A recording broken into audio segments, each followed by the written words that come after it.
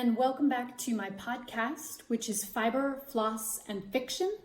This is Anne, and today is Monday, December 5th, not 6th yet, 2022.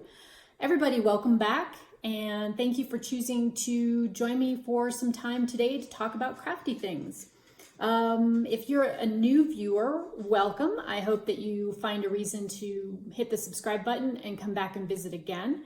And as always, if you're a returning viewer, thank you so much for checking in my little corner of the world to see how things are going.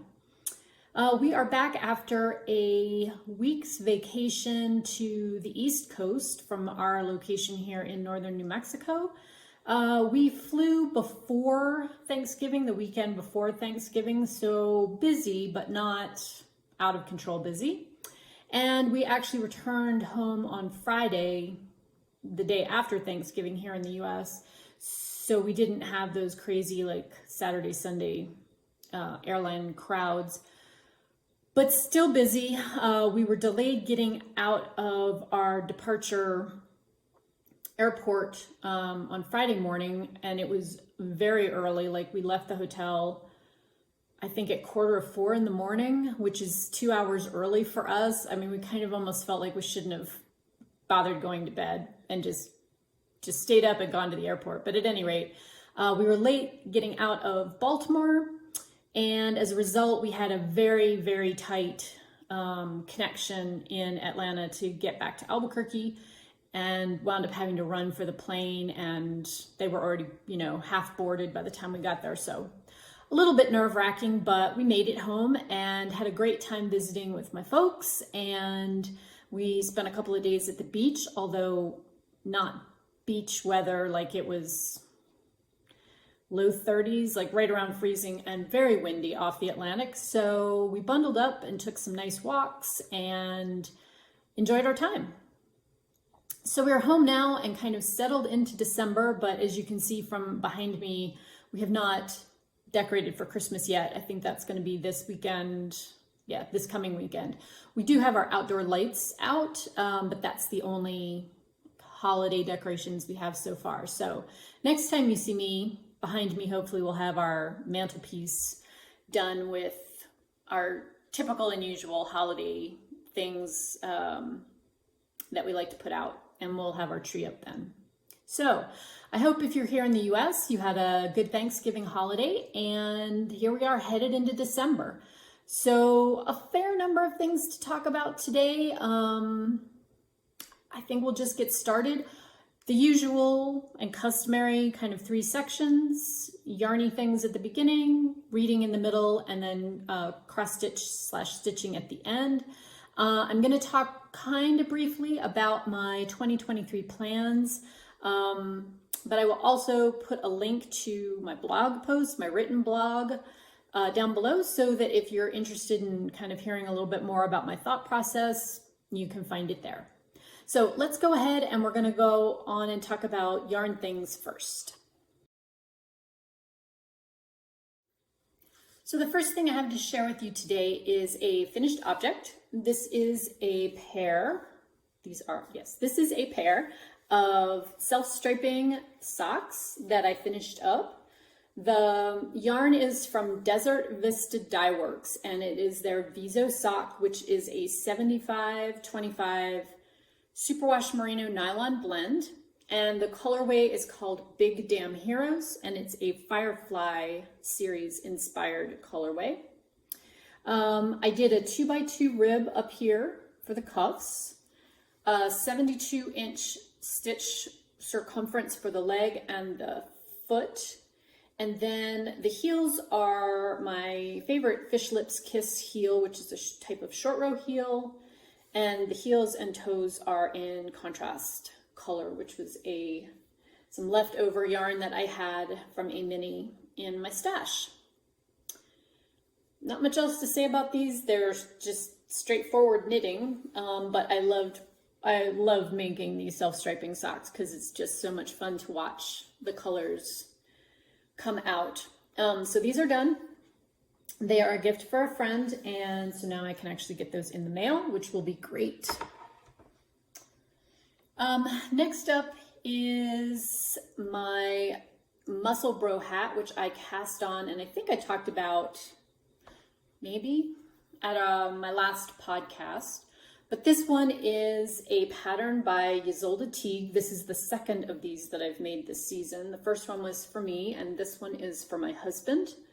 This is a really great, versatile pattern. You can knit it with any gauge and any weight yarn, so bulky all the way through like fingering weight, maybe even lace weight she has. But anyway, this is fingering weight.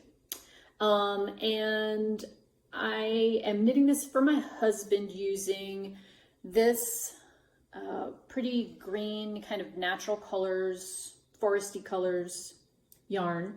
This is from Sweet Sparrow Yarns. It is on her owl base, which is a natural colored, so it has kind of a grayish brown color to it, undyed. And it's superwash wool, yak, and nylon. So it obviously is a multicolored yarn, but it's very, very subtle, and it sort of reads almost as a single color, like a tonal color.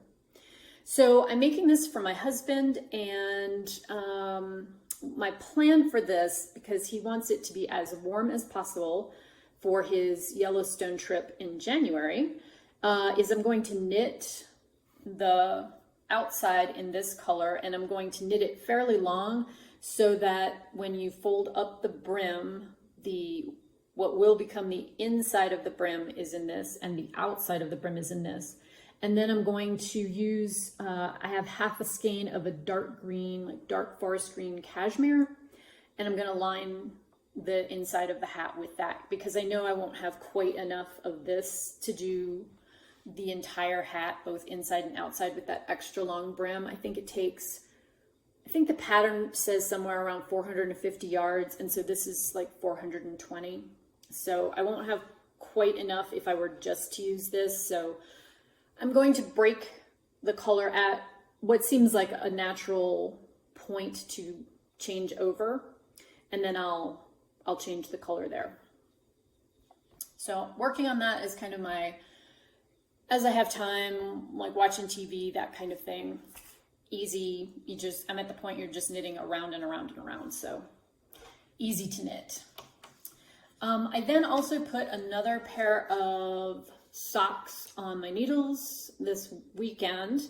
These are the 3 Leaves socks.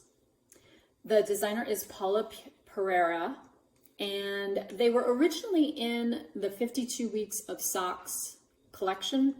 I believe they're now available as a standalone pattern from the designer on her Ravelry account. And as always, I'll link things down below that I talk about if you want to go off and find them yourself.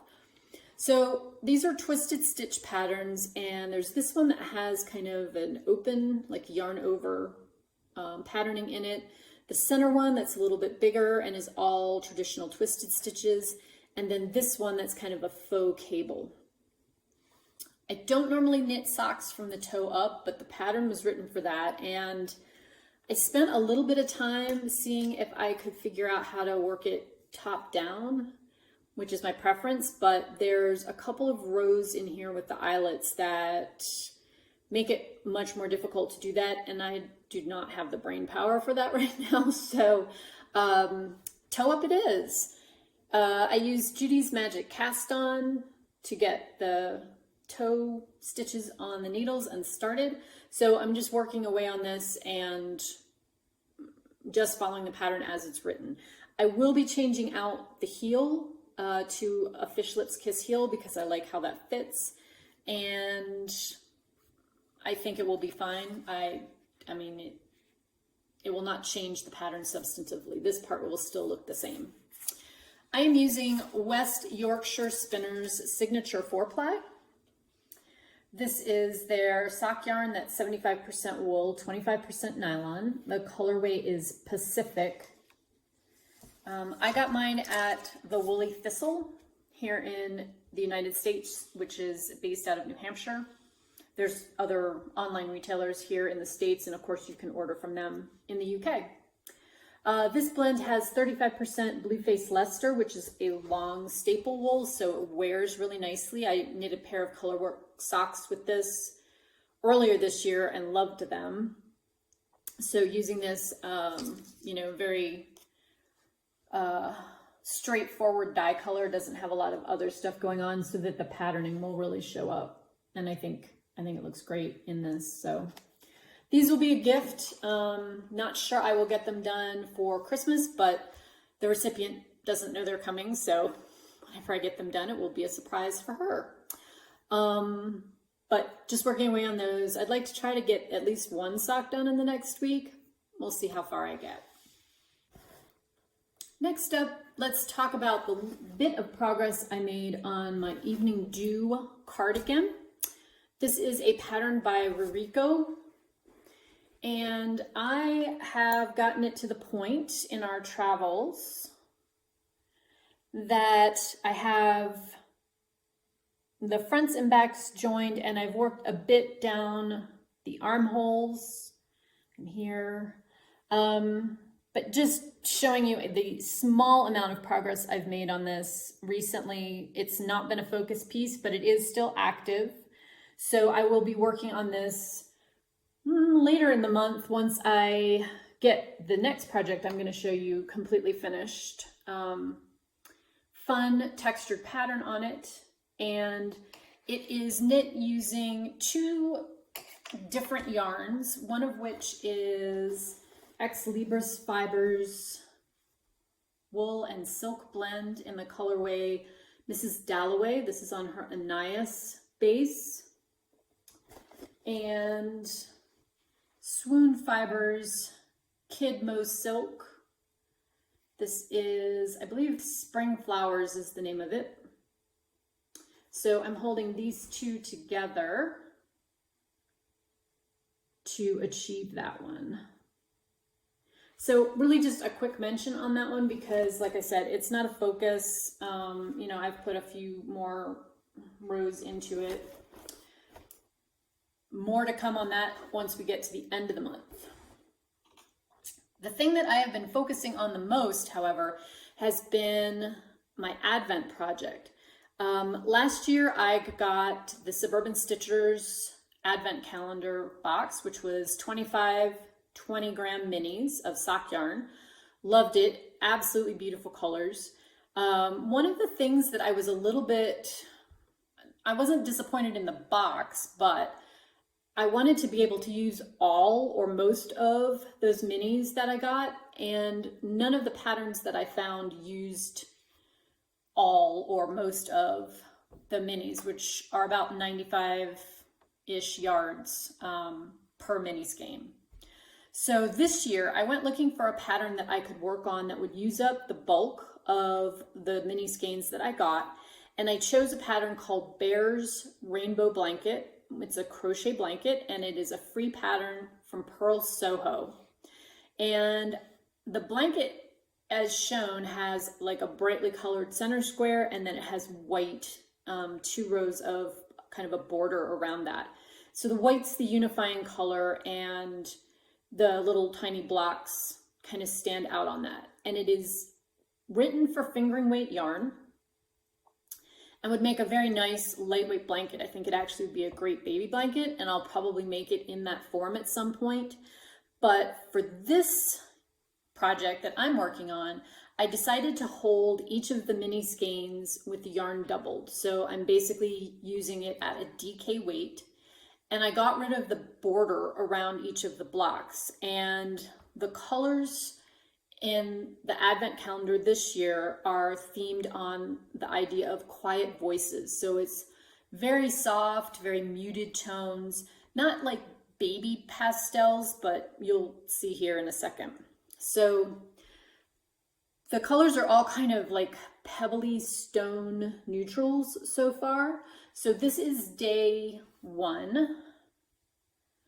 Here's day 2. Day 3, day 4, and day 5. So you can see these are all very like soft neutral colors, and I'm getting 2 squares out of each of these minis held double. So when I'm done with all 25 mini skeins, I should have 50 squares to put together in a blanket. I'm gonna wait and see what the other colors look like as we progress through the month, the next 20 days. But so far, I just absolutely love these. I think Diane did a beautiful job. This is like a dyeing tour de force of every neutral color that you can think of, and they're all just really lovely colors that go together.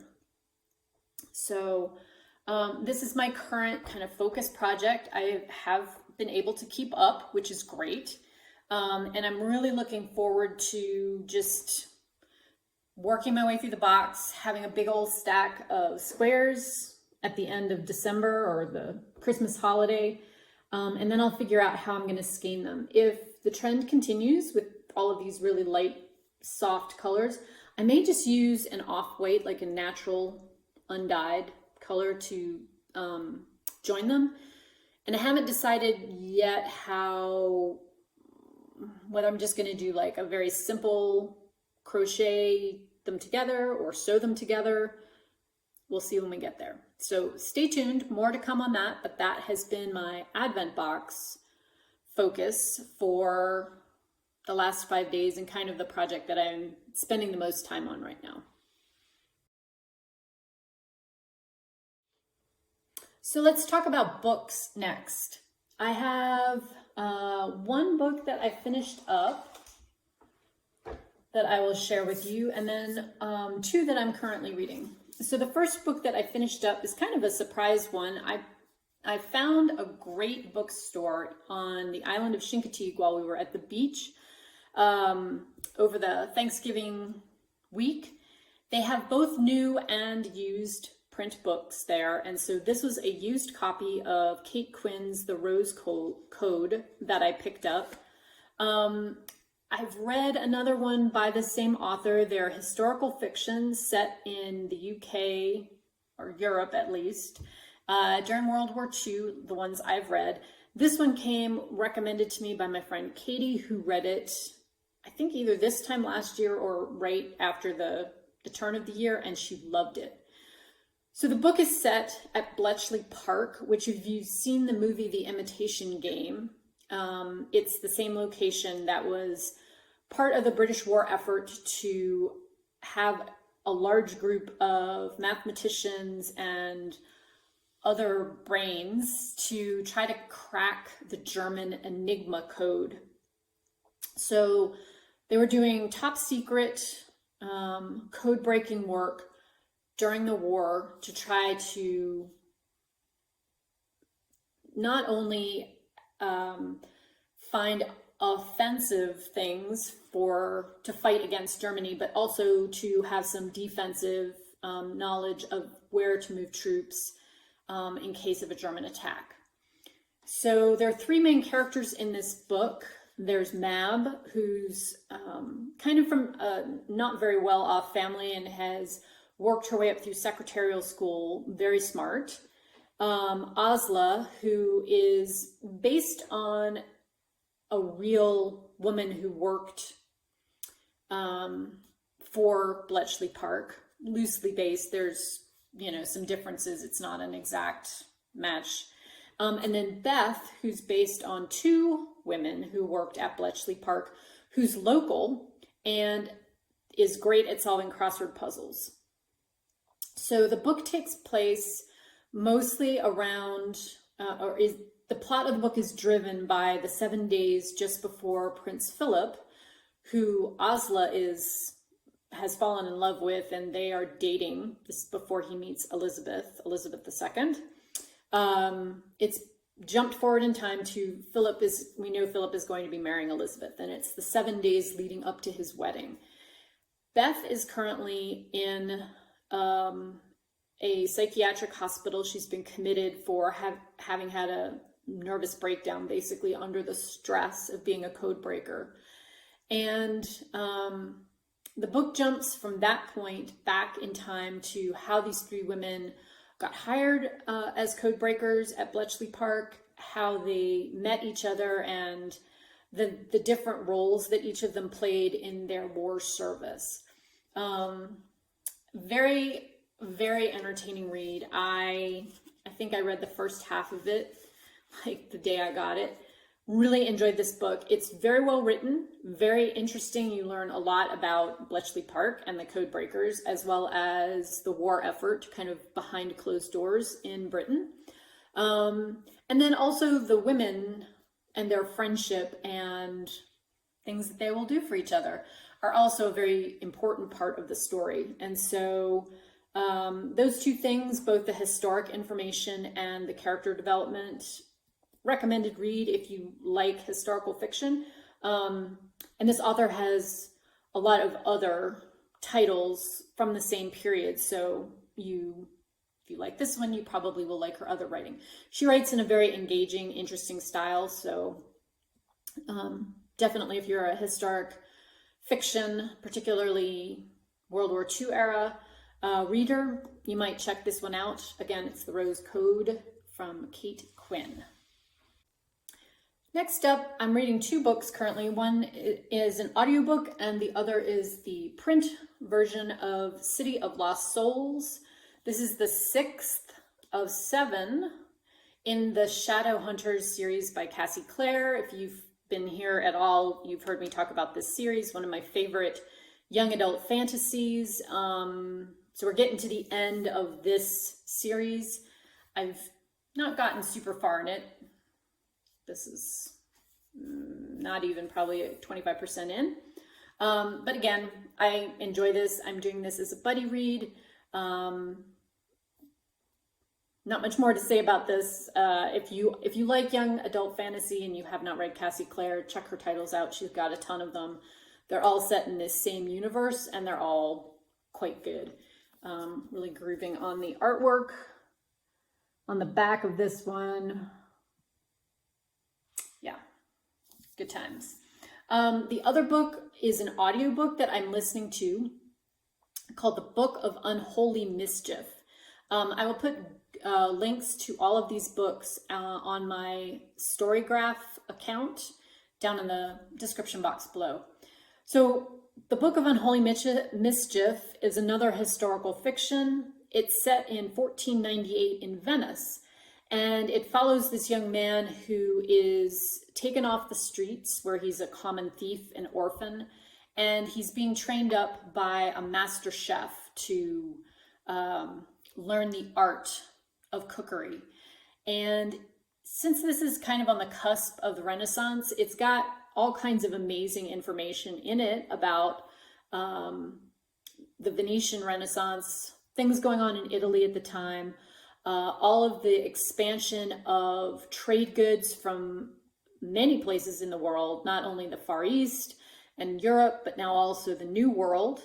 And then tied into this is also some of the political intrigues in Venice and in Rome with the Borgias. The Venetian Doge is the kitchen where this young man is being trained. And the Doge is in ailing health, and he has put feelers out to try to find this book that has been lost to time, that theoretically contains all kinds of potions and secrets, including love potions, but also the secret to immortality. And so the Doge has offered this amazing cash reward. And there's different political factions who are trying to get a hold of this book, but people aren't really sure if the book even exists or in what form it exists. So that's driving the plot right now. The young man in the book has just found his love interest. He's figured out where she lives, and he's trying to attract her attention. And I have a feeling things are going to go very wrong for Luciano. Very entertaining read. I read The Birth of Venus earlier this year, and this book is kind of similar to that one. So if you have read The Birth of Venus and enjoyed that one, I think you would enjoy this one as well. We'll report back on that, as well as the City of Lost Souls, once I actually have them finished.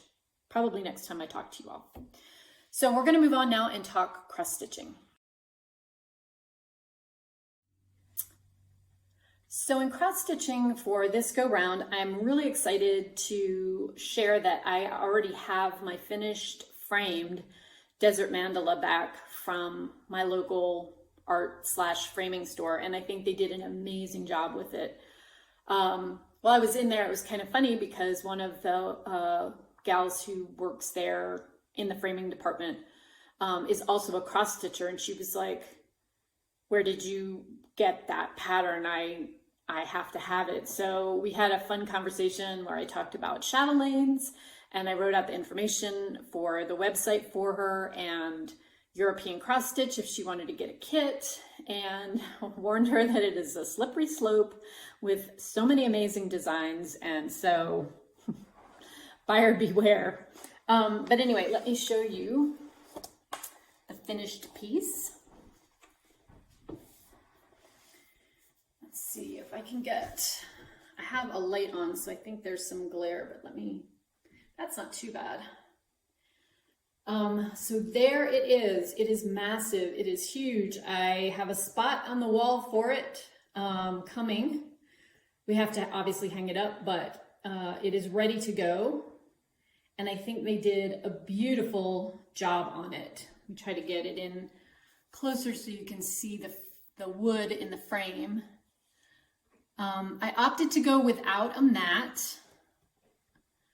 I just felt like the piece was so big, it really didn't need any extra. But I did go in a slightly different direction. This is a wood frame that has kind of almost a snakeskin texture to it that I think picks up this braided latigo type design motif in it. And yeah. So that is it finished. It is completely done and it is ready to go on the wall. And my husband has promised to help me get that hung up relatively shortly. I did opt to use the non-glare conservation glass for this, which, you know, as big as it is, I knew it was going to be pricey, and the conservation glass a little bit more so, but I think totally worth it because the spot that I have, which is kind of that way around the corner, I think having held it in that position, it will really help show it off as you look through the room and see it.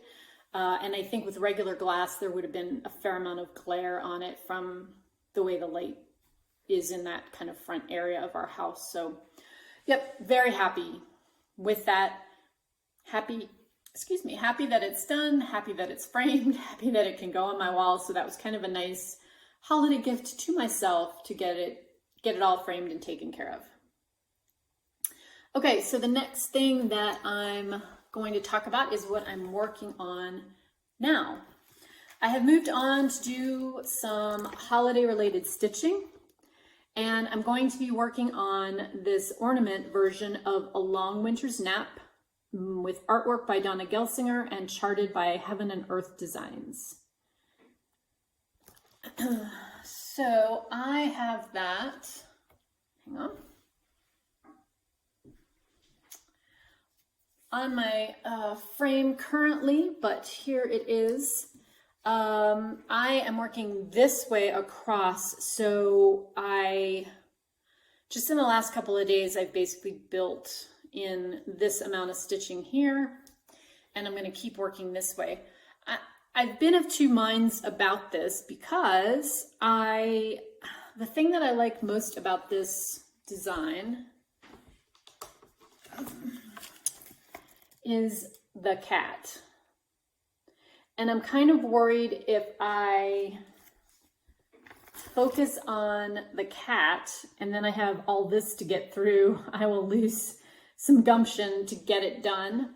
But I'm hopeful, since I have this part left to do as well, his face, his actual face in the tree, that if I keep working around in this direction, then all will be okay.